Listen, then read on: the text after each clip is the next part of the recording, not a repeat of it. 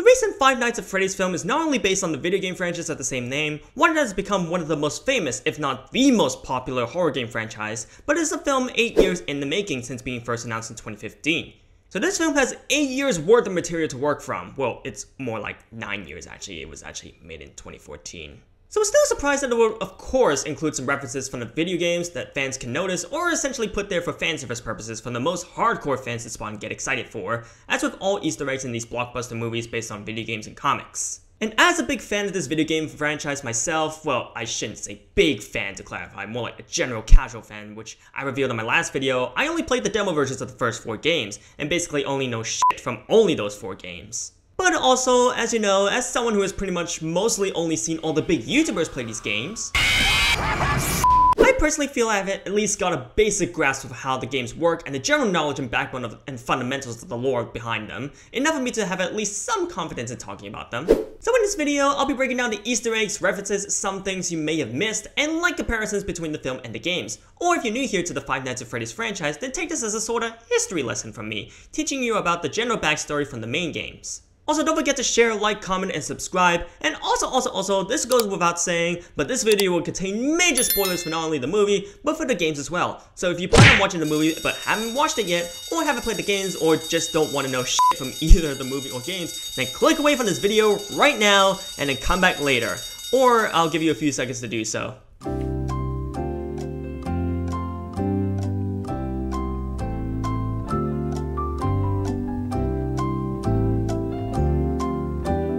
For those still around? Well then, without further ado, let's get started, shall we?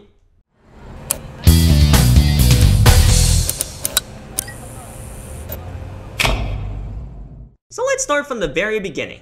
And what better way to start off the movie than where you immediately start in the games, the security room. So at the beginning of the film, we witness an unnamed security guard trying to escape the Freddy Fazbear pizza restaurant, who I'm assuming was the last security guard until Josh Hutcherson's Mike Schmidt character came along, and is therefore based on the phone guy from the games, who is normally the security guard before the player, and is the one that gives the phone calls to you at the start of each night shift, recorded prior to the player character starting. However, there is no such thing here in the film, as it is not shown that he has recorded any messages for Mike to hear when he takes up the job next, which honestly I felt kind of disappointed, and it sucks to not see that, as it's one of the most important elements that helps to explain and give subtle hints towards the backstory of Freddy Fazbear's Pizza. The closest things we get to that are Steve Cargan, who's basically Mike Schmidt's career employer, who's played by Matthew Lillard, instructing Mike before he takes up the job, and an old VHS tape that Mike watches both on his first night. There's also several references to the actual phone calls from the games where they mention that the pay isn't great, because let's face it, the paycheck that you receive at the end of the games really isn't great. And at the end of Steve Cargan's phone call to Mike Schmidt before he takes up the job is "see you on the flip side," which is the last line that's said on the phone call on night 3 in the first game. Also, when Mike watches the instructional VHS tape on his first night, when the video shows the animatronics Freddy, Bonnie, and Chica, the footage glitches out. Similar to how the computer screens may occasionally glitch out when you look at the cameras in the games. One thing I liked seeing at the beginning of the film as well was that it actually physically shows us the process of a human being, or in this case, the security guard being stuffed into that spare Freddy Fazbear costume and being basically implanted into that exoskeleton. That's something that I really liked. It not only gave me Saw vibes kinda, but it was also nice to actually have a physical look and physical vision of what being stuffed into the Freddy Fazbear endoskeleton and costume actually looks like. As with what happens whenever you get a game over and animatronics find you, it basically, goes into, a TV static screen before showing you the aftermath of what happened. Now let's talk about the animatronics themselves, which I highlighted in my last video, which were pretty much one of the biggest highlights of the film.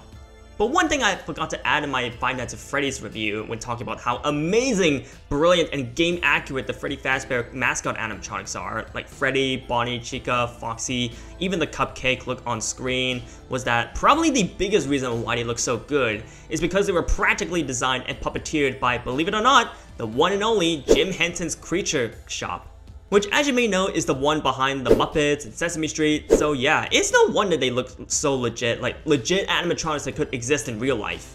I also like seeing Foxy actually running down the hallway and his dum dum dum noise that you may occasionally hear in the games. You know, I actually like seeing him running along the hallway because it's one of the only times in the movie where we see these guys walking around the restaurant, as they mostly remain on stage, Pirate Cove, and the dining area throughout most of the movie, which is kind of disappointing, not gonna lie.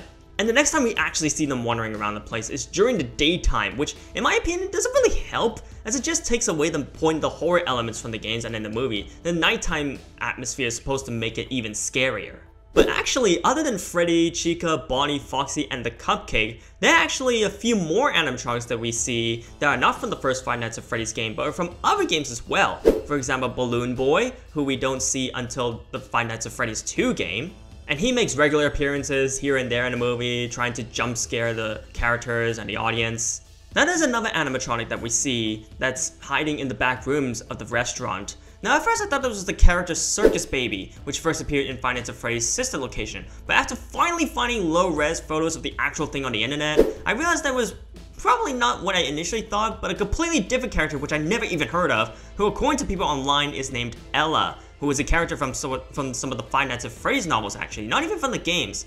And you know, I took a look, second look from those photos online, and I was like, is that her? She in this movie? Who knows, maybe we might find out in a future sequel or two. And boy, the number of animatronics doesn't stop there, fellas. There's another animatronic that we see that briefly appears in one of the backstage rooms, and this one is named Sparky the Dog. In fact, one of the gang members who's hired by Mike's aunt to wreck the place to ruin Mike's career is actually being stuffed in that Sparky the Dog costume inside. And fun fact, Sparky the Dog is actually a character that's not in any of the games or even in the novels for that matter, but is actually based on rumors as the 6th animatronic for the first game, with supposed images leaking online, but was actually later revealed to be fake by the real creators of those images, basically photoshopped. And what do you know, the Five Nights at Freddy's filmmakers actually decided to treat fans by making this canon, by adding it in as a blanket and you'll miss it Easter egg in the background, making Sparky the Dog pretty much the only hoax character to be made into canon. How cool is that?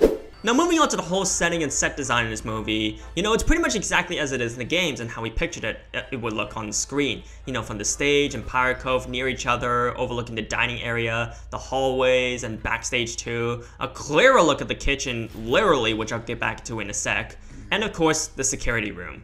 Now going back to the security room though, let's talk about the computer screens for a sec, which are the main source of viewpoints and control of all the cameras that the night security guard job has to watch over the entire Freddy Fazbear Pizza restaurant, you know, the main part of the gig. Now operating the cameras isn't the same here as it is in the games. Whilst in the games it is essentially one control panel selecting multiple cameras at once, the movie has multiple screens on multiple computers in this case, with one motherboard controller box to select each one. Now one thing I didn't like about the computer screens is not necessarily how they were designed and all that, but it just didn't show the animatronics on the computer screens that much, which really sucked because it was one of the things, you know, built up for some of the scary moments of the games, and yet we don't see it that much. Now there's another Easter egg that can be seen in the security room, and that is of course the famous poster on the wall, where if you click on Freddy Fazbear's nose on the poster, it actually makes a clown nose noise. I'm gonna try to recreate that here so you can hear it. You hear that? Was that clear? I don't know. There's also the use of vents in this movie, which we see the night security guard at the beginning of the film use, and also Mike Schmidt at one point used those vents, which in the games, they're essentially passageways for some of the animatronics to get into your office. Now moving on, for the first time watching, you know, there is a room that victims are taken into in the film. You know, after being caught, they are to be put into an exoskeleton or spare costume. You know, it made me wonder, you know, is this the blacked out room where the camera is always off in the first game? And then I realized after the second time watching, nope, that is most certainly not the case, because one, it was actually the backstage area of spare animatronic and costume pods that they were taking back to, you know, including Abby, by the way, during the climax of the movie. Which is pretty much for the case in the games as well, as when you, like I said, when you get a game over, your dead body is seen stuffed inside a spare Freddy costume with only your eyeballs popping out. And secondly, in the game, that blacked out area is actually the kitchen, and it says, and you know, the computer, so, which obviously in the movie it's not the case, so yeah, I was a complete idiot, and you could call me out on that if you want to. Or maybe, and this might be a stretch, is this the safe room that's from the third Five Nights at Freddy's game? Now in terms of the premise of this movie, you know, the backstory behind, you know, the Five Nights at Freddy's franchise and Freddy Fazbear Pizza Place is there. You know, you can tell the source material is highly respected. You know, they go over the facts that, you know, it's a family entertainment center by Fazbear Entertainment, both a restaurant and play zone, yada yada yada. Blah, blah, blah. And kind of like the fucked up Chuck E. Cheese, as Smosh calls it. So pretty much it's a fucked up Chuck E. Cheese at night? It's a fucked up Chuck E. Cheese at night. Who? Possessed by evil monsters. Do they, Ian used to work at Chuck E. Cheese, Yeah. do they have security guards that sit there? No, You lived this game. I did live this game. And also the fact that it was popular in the 80s, has a horrifying and scarring history behind it, in that behind closed doors, it was the site of murders of children that caused it to shut down, and the bodies were never found. And the backstory lore that we later find out that it's the ghosts or souls of these kids that are possessing these animatronics. Therefore, because they cover all this backstory and lore right away, there was actually no mention or reference to the animatronics free roaming mode, where it initially explains how they wander about on their own at night, and also at one point they did during the daytime too, in order to avoid their servos locking up, quote unquote, so to speak. They're left in some kind of free roaming mode at night. Something about their servos locking up, they get turned off for too long. They used to be allowed to walk around during the day too. But then there was the Bite of 87! Now let's move on to the characters next, starting with Mike Schmidt, who we obviously know is the main character, and we later learn in the film that he actually had a younger brother named Garrett, who was revealed to have been kidnapped and died as a victim of William Afton. Get back to him in a sec, when Mike failed to watch over him after a family outing in Nebraska, which is the cause of Mike's PTSD of this event in childhood. But in preparation for this video, as I was doing my minor research on, you know, the Five Nights at Freddy's franchise, you know, I realized something. Could this be a reference to Five Nights at Freddy's 4? Because in that game, the story goes like this. It's about a young boy, presumably the character that the player controls, and he comes from an abusive family, made fun for his fear of the Freddy Fazbear's Pizza Place, killed at the hands of his older brother and his friends at the actual restaurant after they try to force him to play with the Fredbear mascot until it suddenly malfunctions and his mouth literally decapitates the boy. Pretty dark stuff, huh? Was that the bite of 87? No, Mark, it was not. At least I don't think that's how Garrett was killed specifically. There was actually no reference to this event in the movie. Maybe they might bring it up in a sequel.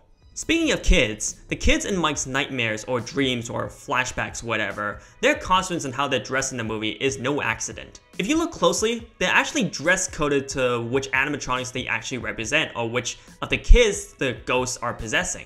So this kid right here wearing all yellow of course represents Chica. This kid right here with the paper bunny hat represents Bonnie. This kid with the hook on his hand represents Foxy. And of course the kid dressed in the brown shirt represents Freddy himself. And the fifth kid over there, dressed in all yellow too, with a hat, actually represents Golden Freddy, who is a rare character that might appear as you play the game that automatically basically gives you a game over if you don't react in time. There was even one point where one of the kids in Mike's dreams, specifically the Foxy kid, a jump scare moment in the movie, apparently. I mean, I didn't really feel a jump scare, but I don't know about you. Is shown to have black tears falling from his face. I guess you could say it is reminiscent of the dead children crying as seen in from those Atari-style minigames in Five Nights at Freddy's 2 and 3. I mean, I don't know. It's probably a wild guess from me on that. Moving on to Abby next, who is Mike's sister. There's a point in the beginning of the movie where she tells Mike that she's talking with her toys, who she calls her friends, which is essentially a reference to Five Nights at Freddy's 4, where even the young boy calls his toys his friends. And when she's exploring around the restaurant, when she says hello, when she tries to look around, she actually reminded me, or even sounds like, the audio tape that says hello in Five Nights at Freddy's 3. I'll play it here so you can try to hear the similarities. Hello. Hi. Hello. Hello. Hello. Hello. Does that not sound similar? I don't know. And you know, her getting immediately comfortable or getting along with Freddy, Bonnie, Chica, and Foxy as her new friends, it makes sense because it's established earlier on that, you know, they're kids possessing these animatronics, and, you know, she even calls her own toys her friends, you know, because she's a little kid, so of course you know, she's gonna have an easier time getting along with other kids her age. Now moving on to the biggest character breakdown for this video, Vanessa, who is the, you know, the police officer in the film. And apparently, as I was doing my minor research for this film, apparently she's based on an actual character named Vanessa from the games Five Nights at Freddy's Security Breach and Five Nights at Freddy's Help Wanted. And the backstory for the Vanessa character in those games is that she used to be a security guard at one of the Freddy Fazbear pizza places until she turned evil by an ominous form of William Afton, hence the name change and name heritage in the movie, I guess, where it is revealed that she is William Afton's daughter in the movie, as a reference to her connection to him in the games. You know, it's actually not specified if she's related to William Afton or not in the games, you know, which I think is a change that I think will allow her character to have more development in potential future sequels. You know, because comparing her character between the movie and the games, she's actually a lot nicer in the movie and a lot meaner in the games. Where there, she actually possesses her own mascot costume, Vanny, who is essentially, you know, very feminine but creepy bunny character kind of suit. Then there's a moment between Vanessa and Mike where she gives Mike a security guard badge, you know, and gets it from a bucket of them from the restaurant. And, you know, looking at that, after a second time watching, you know, I asked myself, does this imply all the other security guards that took the job and previously died? I mean, I don't know, you know, considering a bucket of real security guard badges, you know, just lying there by random should not be by accident. I mean, I don't know, an ominous thought. Now going over quickly of Max, who is Mike's friend in the movie, and the rest of her friends or gang members hired by Mike's aunt to trash the place, their dead bodies are actually seen in the aftermath of when the animatronics were killing them. And we could see that they are partially stuffed into spare costumes backstage, including the Sparky the dog one. But yeah, stuffed into costumes that, dare I say, look pretty withered? And when I say withered, I mean as in the withered animatronics from the Five Nights at Freddy's 2 game, where the withered versions of Freddy, Bonnie, Chica, and Foxy are seen or just stored or, you know, lying there around as spare parts after being replaced by the newer versions of their respective characters. Now moving on to my final points, there's also talk about, you know, the concept of dreams, you know, influencing real life events that come into play in this movie, which, I don't know, it might have something to do with this dream theory that's either within, you know, Five Nights at Freddy's lore, or it's just a theory that, you know, that's come up specifically from this movie. And there's actually foreshadowing and subtle hints towards this, you know, from a book that Mike's friend is seen reading, the dreams that Mike has continuously has on repeat, pictures that Abby likes to draw from her own dreams, which are similar to Mike's because of reasons. I think I'm the one who's ironically missed that part, if it was explained in the movie, but it is also hence why she feels immediate comfort with the Freddy, Bonnie, Chica, Foxy, and even Golden Freddy animatronics from the restaurant. Where to? Why do I always get the weirdos? But again, us moviegoers would not know this kind of shit, so when seeing on film, you probably find it just as absurd and confusing as I did. And yeah, like I mentioned in my last video, the YouTubers MatPat and Corey X Kenshin appear in this movie, where, you know, even MatPat has to throw in his, you know, famous line, "That's just a theory," out there to promote, I guess, as a reference to his own YouTube channel. And finally, let's talk about the ending, where the main characters are trying to escape Freddy Fazbear's Pizza, whilst Afton is trying to kill them. Now in the finale of the movie, the animatronics and therefore the kid's ghost possessing them learn that William Afton in the Springtrap suit was the psychopath responsible for murdering them, after they learn that fact after Abby draws it out for them. Which is in relation to the dream theory that I tried to explain just now. Anyways, they gang up against him, activating his suit's spring lock feature, fatally wounding him but not killing him, and the animatronics take Afton into one of the back rooms of the restaurant, locking him away until he gets out again. Now there are two things to note here. The first one is the spring lock technology, which, as explained and introduced in Five Nights at Freddy's 3, is basically technology to help lock employees in place when they're trying to dress up in the actual animatronic or mascot suits and costumes. But like in the games, the spring lock technology in William Afton's suit fails, and as the metal bars of the spring lock suit lock into place, they actually dig deep into his skin and flesh. Which is another thing that I liked about this movie. You know, it's seeing things that, you know, are either implied or just described from the games, but now we actually get a good picture of them. And the second thing to note here is the room that the animatronics take William Afton to.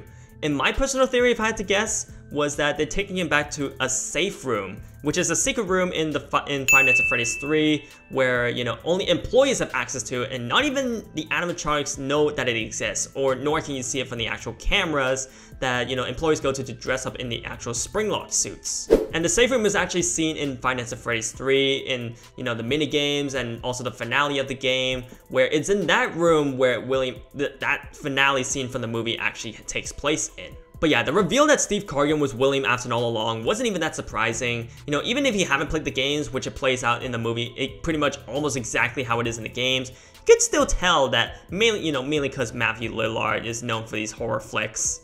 She said everybody dies, but us. Everybody dies, but us. We're gonna carry on and plan the sequel, cause let's face it, baby, these days, you gotta have a sequel. And finally, talking about the ending of the game, you know, there's a specific song that actually plays in the end credits, which I don't know if it's actually from a specific game or if it's just a fan game that, you know, most fans know of. I mean, I don't know. You fans who are watching this video, somehow watch this video, can let me know in the comments below what that song is. And in the music, we can actually hear some of the actual animatronic death sounds in the end credits, which I get there's some things that can't be directly translated onto the big screen. It would have probably sounded pretty silly on the, you know, live action. There's also audio from the music box, which is one of the things that you can control in Five Nights at Freddy's 2 that can be heard in the end credits too. And you can also hear Freddy's laugh noise too in the credits, which if you hear that in the games, it actually means that he's moving about, and the louder it gets or the quieter it gets, it depends on, you know, how close he is to the security guard room. And there's a secret message at the end, which if you stay through the credits, there's actually a secret message that is being said in some very deep, you know, kind of tone. And, you know, I'm gonna do my best impression of what it actually sounded like, so here he goes. C-O-M-M-E-F-I-N-D-M-E. Yeah, that was my best whatever it was impression. Okay. Now, first time watching, I tried to directly translate from Chinese subtitles, but which I translated to "Come find me, I will come back," which I mean William Afton himself says "I will come back," but the actual secret message is just "Come find me," which you can leave it to your own interpretation as to who actually said it. It could be William Afton or another character, but in a way, it does tease for maybe a sequel one day. Now, before we wrap up, let's talk about the elephants in the room. Where's MARKIPLIER? You know, this single YouTuber that's pretty much responsible for bringing Five Nights at Freddy's to such spotlight and making it as popular as it is today. Where is he? Unfortunately, I am not in the Five Nights at Freddy's movie. Well, to answer that question, he actually put out his own video or live streams explaining why that's the case, and it's mainly because he was working on his own movie at the same time. So it was one of those situations where the schedule was there, but it just didn't line up. Like, there was so many things that I had to do, and flying out to go film for like a very short turnaround, come right back. It was just like, those were 2 days that I couldn't afford to lose. So it was due to scheduling conflicts that, you know, he did say that he did have discussions with the film about potentially appearing in it. So it was supposed to happen initially. So who knows, maybe we might see him in a sequel or two. Because what would Five Nights at Freddy's be without featuring the literal king of Five Nights at Freddy's, the biggest person responsible for helping to bring such popularity to the franchise? Was that the bite of 80s? And alright, I think that about covers everything I could personally pick out from my own general knowledge of the Five Nights at Freddy's games and franchise. But for all the bigger and more knowledgeable Five Nights at Freddy's fans out there within the community that would obviously know better than me, my question for you is, was there anything that I missed, or what were some of the Easter eggs and references that you guys have spotted that I didn't mention here?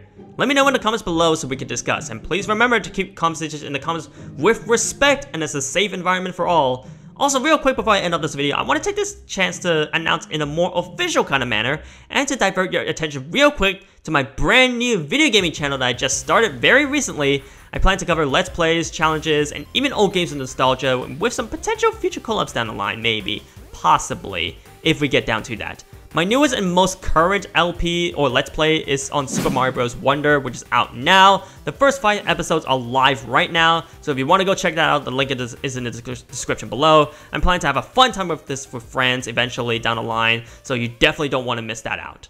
And yeah, again, don't forget to subscribe, like, and share the video. And as always, thank you so much for watching. I hope you guys enjoyed this video, and I hope you found it informative in a way. And I'll see you all in line for the next movie.